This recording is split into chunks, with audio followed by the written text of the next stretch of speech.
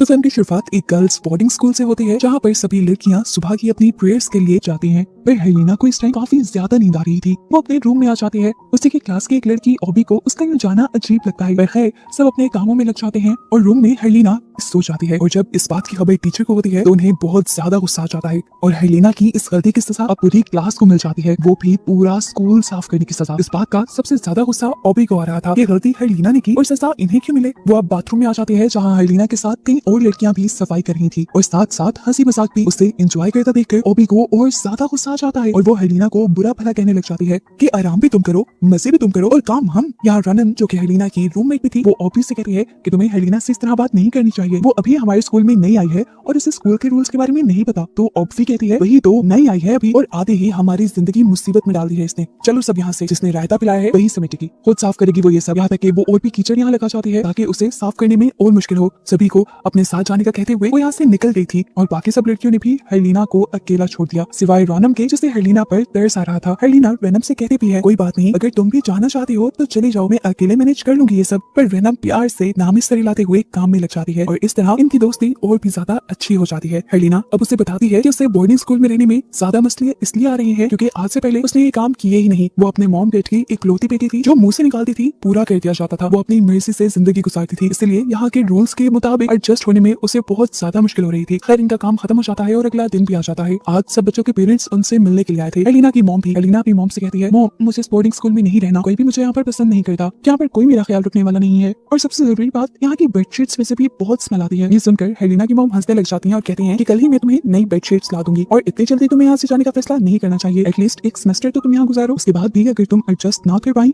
तो मैं तुम्हारे डैड से बात कर लूंगी। इन्हीं बातों के दौरान हेलिना नोटिस करती है कि ओप्वी के पेरेंट्स ओप्वी को डांट रहे थे। हेलिना समझ गई कि ओप्वी को ये डांट उसकी वजह से पड़ रही है, इसलिए हेलिना को बुरा भी फील हुआ। लेकिन ओप्वी का गुस्सा हेलिना के लिए और बढ़ गया। अब रात में दिखाया जाता है कि हेलिना अच्छे तरीके से कुरान पढ़ने की प्रैक्टिस कर रही थी और रनम को ये अच्छा भी लगता है। रनम उसे कहती है कि मैं मस्जिद जा रही हूँ कुरान पढ़ने के लिए, अगर तुम भी आना चाहो तो आ जाना। हेलिना भी उसके साथ जाने के लिए मान जाती है। हेलिना रनम से कहती है कि तुम जाओ, मैं अपना स्कार्फ प्रेस करके आती हूँ। जिस टाइम वो स्कार्फ प्रेस कर रही थी तो उस टाइम ओप्वी अपने दोस्तों के साथ जबरदस्ती हेलिना के रूम में घुस आई। ओप्वी हेलिना के बाल नोचते हुए कहती है समझती क्या हो तुम अपने आप को, टीचर को हमारे बारे में शिकायत करोगी और हम तुम्हें कुछ भी नहीं कहेंगे। हेलिना ने बताया मैंने टीचर को कुछ नहीं बताया, आई प्रॉमिस। लेकिन ओप्वी उसकी बात नहीं मानती और उसको मुंह पर थप्पड़ मार देती है। इसके बाद वो देखती है कि हेलिना के घर से खाना आया हुआ था। वो उस खाने को टेस्ट करती है और छुपाकर हेलिना के ही मुंह पे थूक देती है। हेलिना किसी तरह अपने आप को छुड़वाकर यहाँ से भागने की कोशिश तो करती है, लेकिन रूम से बाहर खड़ी हुई 2 लड़कियां उसे दोबारा से पकड़ लेती हैं और जोर से धक्का देते हुए उसे रूम के अंदर गिराती हैं। वहाँ नीचे जमीन पर हेलिना के हाथ से गिरी हुई आयरन पड़ी हुई थी जो अभी भी गर्म थी और हेलिना का हाथ लगने की वजह से हेलिना का हाथ अब जल चुका था। हेलिना दर्द से जोर से चिल्लाती है, लेकिन ओप्वी अभी भी उसे छोड़ती नहीं, बल्कि वही आयरन उठाकर उसके मुंह के करीब करते हुए वो उसे धमकाने लग जाती है। हेलिना डरकर ओप्वी को धक्का देती है और सभी लड़कियों से अपने आप को छुड़वाते हुए वहाँ से भाग जाती है। इससे पहले कि वो मॉस्क में पहुंचकर रनम को सब कुछ बता पाती, पीछे से ये लड़कियां आकर उसके मुंह पे हाथ रख देती हैं। यहाँ रनम को भी फील हुआ था जैसे हेलिना ने उसे पुकारा, लेकिन जब पीछे देखने पर उसे कोई नजर नहीं आया तो वो इसे अपना वहम समझते हुए आगे बढ़ गई। अब वो भी और उसकी सारी साथियां हेलिना को वॉशरूम में ले जाती हैं। उसका जो हाथ अभी जल गया था वो उसे डिटर्जेंट वाले पानी में डाल देते हैं, जिससे हेलिना को और भी ज्यादा जलन होने लग जाती है। जिसके बाद वो ठंडा पानी हेलिना के ऊपर डाल देते हैं और फिर हेलिना को बहुत ज्यादा मारती भी हैं। अपने आप को बचाने के लिए इस मर्तबा हेलिना यहाँ से इस तरह भागी थी कि उसने स्कूल का गेट ही पार कर लिया।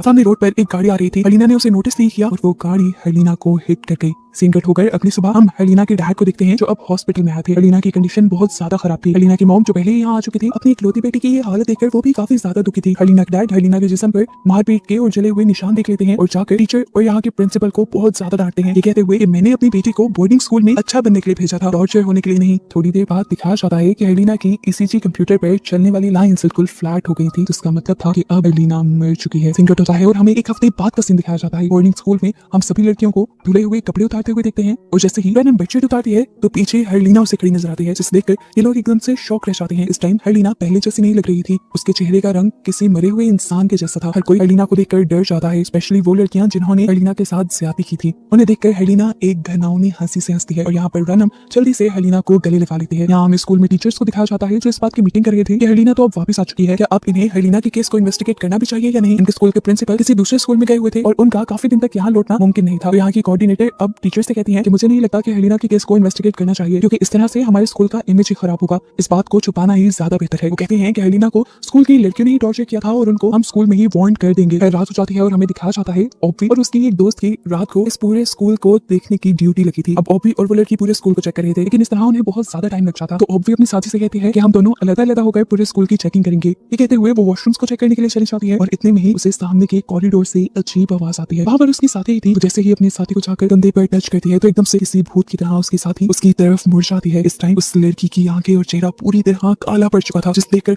ऑब्वी बहुत ज्यादा डर गई। वो जल्दी से स्टाफ रूम की तरफ गई और उसने टीचर्स के दरवाजे नॉक करना शुरू कर दिया, लेकिन टीचर्स ने दरवाजा नहीं खोला और इतने में ही वो लड़की यहाँ पर आ गई जो पोसेस हुई थी। उसने ऑब्वी को गले से पकड़ लिया और भयानक आवाज में बोलने लगी कि ये सब उसी की सजा है जो तुमने किया था। एकदम से इस लड़की का चेहरा हेलिना के चेहरे में बदल जाता है और भी ज्यादा भयानक हो जाता है। शोर सुनकर टीचर भी आखिर उठकर बाहर आ जाती है और उस लड़की के हाथ में ऑब्वी का गला देखकर उस लड़की के हाथ से ऑब्वी को छुड़वाते हैं। लेकिन इस सब में वो पोसेस हुई लड़की अपनी पूरी ताकत से यहाँ पर टीचर को ही नीचे गिरा देती है। टीचर समझ गए कि इस बच्चे को किसी एंटिटी ने पोसेस किया हुआ है, इसलिए वो उसका सर पकड़ लेते हैं और डीमन को रोकने के लिए कुछ पढ़ने लग जाते हैं। यहीं पर वो यहाँ आए टीचर से पानी मंगवाते हैं और उस पर कुछ पढ़कर फूंकते हुए उस पानी को पीकर इस बच्चे के ऊपर फेंक देते हैं, जिससे कुछ देर के लिए उसके अंदर का डीमन कमजोर पड़ जाता है। रिलैक्स होने से पहले टीचर ने उस एंटिटी से पूछा भी था, तो वो एंटिटी बताता है कि मैं शैतान हूँ। अब जो कुछ ऑब्वी के साथ हुआ था इस वजह से वो बहुत ज्यादा डर गई थी और अपने कमरे में ही बंद होकर रह गई थी। अब ऑब्वी का पता करने के लिए वेनम, उसकी रात वाली साथी और एक और लड़की उसके जब रूम में आते हैं तो दोबारा ऑब्वी को अपनी साथी की शक्ल में हेलिना का डरावना चेहरा नजर आता है और वो अपना पिलो उनकी तरफ फेंकते हुए कहती है, चली जाओ यहाँ से। तुम लड़कियों को समझ नहीं आता कि ऑब्वी ऐसा क्यों कर रही थी। तब ऑब्वी कहती है, तुम्हें नजर नहीं आ रहा, ये सिटी नहीं है, ये हेलिना है और मुझे मारने आई है। अब रात का वक्त हो जाता है। हम वेनम को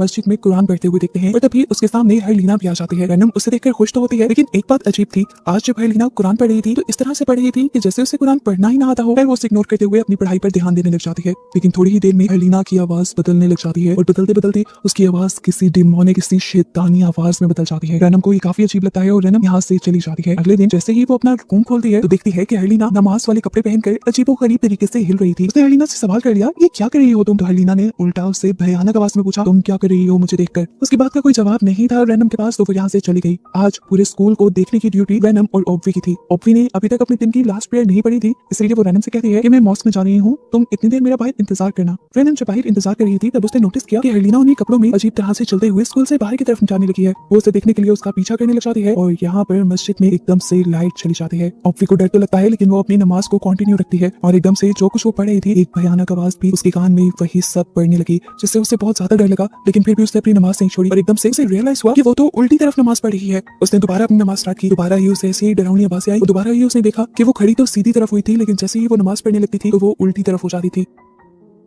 अब ऑब्वी बहुत ज्यादा डर गई थी। कई मरतबा उसने नमाज को तोड़कर शुरू कर लिया था और अब तो वो आवाजें भी बहुत ज्यादा आने लगी थी। ऑब्वी ने अब फैसला कर लिया कि वो डरेगी नहीं और नमाज पढ़ती रहेगी। इस मरतबा उसने जैसे ही नमाज कंप्लीट करके देखा तो शुक्र था कि वो अब सही डायरेक्शन में नमाज पढ़ रही थी। शुक्र करते ही उसे जैसे ही साइड पे देखा तो वहां पर हेलिना का भयानक चेहरा उसे दिख रहा था। किसी भूत की तरह हेलिना उसके साथ बैठी हुई थी। उसे देखकर ऑब्वी जोर से चीख मारती है तो ये चीख रनम भी सुन लेती है और वो जल्दी से मस्जिद में आती है ऑब्वी को देखने के लिए। लेकिन ऑब्वी अभी भी नमाज पढ़ी थी। काफी देर वो एक ही पोजीशन में बैठी रही और जब रनम को ये अजीब लगा तो उसने ऑब्वी को टच किया और देखा कि वो तो मर चुकी है और उसका चेहरा भी बुरी तरह काला पड़ चुका है। ये देखकर रनम बुरी तरह टूट जाती है। अगले दिन हमें ऑब्वी का फ्यूनरल दिखाया जाता है। उसके फ्यूनरल के बाद जैसे ही ये सब लोग मिलकर प्रेयर करना स्टार्ट करते हैं तो हम इस मर्तबा भी हेलिना के चेहरे पर एक शैतानी मुस्कुराहट को देखते हैं। प्रेयर के बाद ऑब्वी की फैमिली ऑब्वी का सारा सामान लेकर यहाँ से चली जाती है और रनम ये सब कुछ देखती रहती है। तभी हेलिना उसके पास आती है। रनम हेलिना से सवाल करती है कि रात को तुम कहाँ थी? हेलिना ने कहा अपने रूम में। और कहा? रनम ने हेलिना की बात मान तो ली, लेकिन उसका दिल नहीं मान रहा था, क्योंकि कहीं ना कहीं उसे शक था कि इन सब कामों के पीछे और कोई नहीं बल्कि हेलिना ही है। अब क्योंकि ऑब्वी की तो मौत हो चुकी थी, इसलिए ऑब्वी के साथ ही सिटी रनम से कहती है कि तुम मेरी रूममेट बन जाओ। रनम भी मान गई, क्योंकि अब उसे भी हेलिना से डर लगता था। सीन कट होकर हमें स्टाफ रूम का सीन दिखाया जाता है, जहाँ पर टीचर कोऑर्डिनेटर से कहते हैं कि हमें ऑब्वी के पेरेंट्स को ये बात बता देनी चाहिए कि उसकी मौत नेचुरल नहीं है, उसकी मौत के पीछे कोई खास वजह है जिसे उन्हें तलाश करना चाहिए। तब कोऑर्डिनेटर उनसे कहती है हम ऐसे भी किसी बात को स्कूल से बाहर नहीं निकाल सकते जिसके लिए हम खुद ही कंफर्म नहीं है। लेकिन टीचर यहाँ पर कोऑर्डिनेटर की बात ना मानते हुए कहते हैं ये मामला बहुत ज्यादा बढ़ चुका है, हमें जाकर इसके बारे में प्रिंसिपल को भी बताना चाहिए और यहाँ के सभी बच्चों को अपने घरों में वापस में भेज देना चाहिए, क्योंकि खतरा पहले से कहीं ज्यादा बढ़ गया है। पहले हेलिना का इस तरह टॉर्चर होना और अब ऑब्वी की मौत होना, इसके दरमियान में एक लड़की का पोसेस होना, ये सब चीजें छोटी नहीं थी। सीन कट होकर हमें रनम को दिखाया जाता है जो सिटी के रूम में तो आ गई थी, लेकिन उसे यहाँ पर नींद नहीं आ रही थी। काफी टाइम बाद उसे नींद तो आ जाती है, लेकिन जैसे ही उसकी आंख खुलती है तो वो दिखती है कि वो इस टाइम सिटी के रूम में नहीं थी, बल्कि वो इस टाइम हेलिना के रूम में थी। यहाँ पर वो देखती है कि हेलिना अपने पाँव को ऊपर वाले बेड पर जोर जोर से हिला रही है। उसकी टांगे देखकर रनम डर जाती है और अब हेलिना अपनी डरावनी आवाज में उससे पूछती है तुम सो क्यों नहीं रही? ये बात सुनकर रनम और भी ज्यादा डर जाती है और दूसरी तरफ करवट ले लेती है और हेलिना अब बेड से नीचे पीछे उतर आती है। रैनम के बेड के करीब आकर एलिना रैनम को बुलाती है और रैनम जैसे ही पीछे देखती है तो अजीब बात थी, एलिना वहाँ से गायब थी। अब रैनम एलिना को चेक करने के लिए बाहर निकलती है, जबकि यहाँ सिटी के रूम में जब सिटी जागती है तो वो भी रैनम को रूम में नहीं दिखती। वो अपनी एक दूसरी रूममेट को जगाते हुए ये दोनों मिलकर रैनम को ढूंढने के लिए चले जाते हैं। अब ये दोनों लड़कियां जैसे ही कॉरिडोर में थी तभी एकदम से सिटी की साथी को फील हुआ कि सिटी उसके पीछे से गायब हो गई है। उसने पीछे मुड़कर देखा तो सच में वहाँ सिटी नहीं थी और अब कॉरिडोर में एक अजीब सी आवाज गूंजी जिसने कहा अपनी खैर मनाओ डेला। डेला इस लड़की का नाम था। ये सुनकर वो लड़की बुरी तरह डर गई और उसने जैसे ही पीछे मुड़कर देखा तो वहाँ पर हेलिना अपने डरावनी चेहरे के साथ थी। इसे देखकर उस लड़की ने जोर से चीख मारी और अपनी आंखों पर हाथ भी रख दिया। थोड़ी देर में यहाँ पर रैनम आकर उसे संभालती है और उससे पूछती है कि सिटी कहाँ है। इन दोनों को अब सिटी का ख्याल आता है। सिटी इस टाइम बाहर हर जगह पर इन दोनों को ही ढूंढ रही थी और तभी उसके सामने आ जाती है वही डरावनी हेलिना, जिससे डरकर बचते हुए वो जल्दी से मस्जिद की तरफ भागती है। और ये देखकर शुक्र कहती है कि सारी लड़कियां इस टाइम उधर ही थी, एटलीस्ट वो इन सबके साथ सेफ थी। लेकिन एक अजीब चीज जो उसने नोटिस की, सभी लड़कियां बहुत तेजी से ही प्रेयर कर रही थी और ऐसे ही जल्दी से प्रेयर खत्म करके सभी लड़कियां एकदम से डरावने अंदाज में सिटी को देखती हैं। देखकर सिटी डर जाती है और इतने में ही एक कपड़ा आकर उड़ते हुए सिटी के मुंह पर गिर जाता है। डरकर सिटी जोर जोर से चिल्लाना शुरू कर देती है और उसकी आवाज से सुनकर रैनम यहाँ जाती है और उसके मुंह से एक कपड़ा उतार देती है।